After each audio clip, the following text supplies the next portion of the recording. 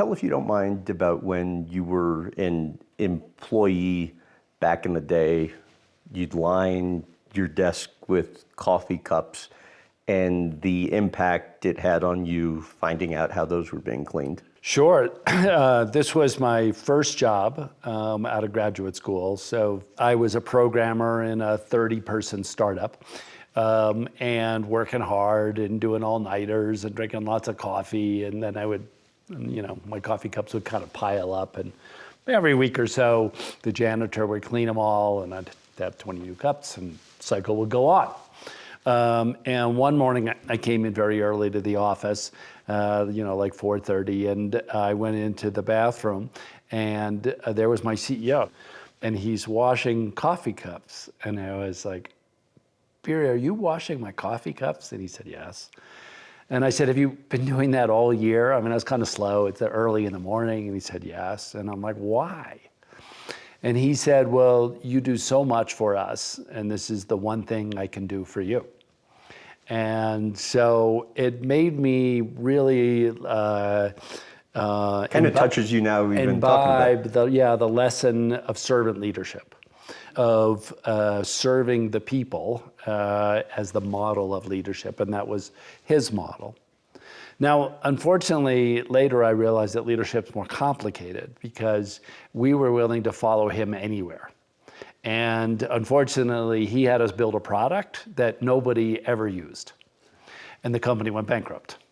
So then I realized, wow, you not only have to be like this servant leader, you also have to be like this strategy person, like where's the market going? How do we line ourselves up? So there have been many lessons along the way. I was talking to your close friend, Nick, and he said, one of the things that always amazed me is I'd often go to Netflix to greet Reed, and Reed would always come out to the parking lot and to welcome me and then bring me in and make me a cappuccino. And Nick goes, at one point another employee said to me, Reed does that for a lot of people. For everybody. Okay, so that's back to the servant leadership part, right? Connecting with people through humility. That I learned from that former CEO, Barry Plotkin. I would say it formed such an impression upon me that I've tried to emulate that aspect. Mm-hmm. I would say the more broad point is in leadership development, you have to take slices. Even great leaders like Abraham Lincoln, probably you want to grab pieces of what he did, not everything, and then pieces from other people. And so you assemble a set of people that you emulate in certain dimensions, but not in all dimensions. So you're 30 years old. You come up with a tool that helps software engineers debug programs in hours versus weeks. And after you sold it, by all accounts, generational wealth. Yet there was a period where you felt like a failure after. Why? In pure software, I was 30 to 37 during that time period.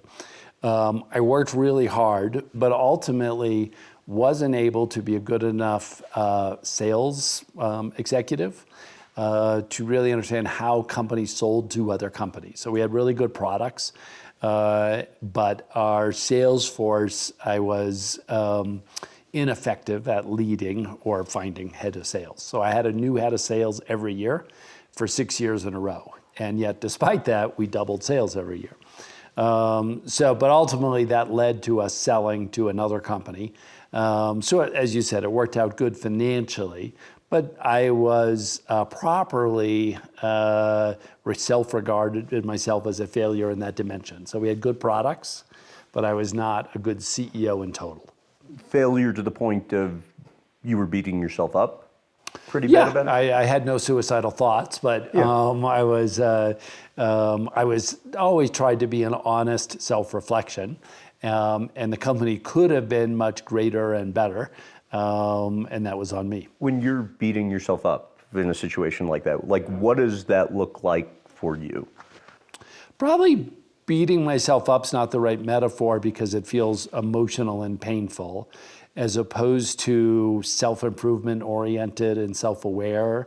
So I try to really just process what went wrong, what could have been different, And then ultimately started a business, Netflix, that didn't need a sales force.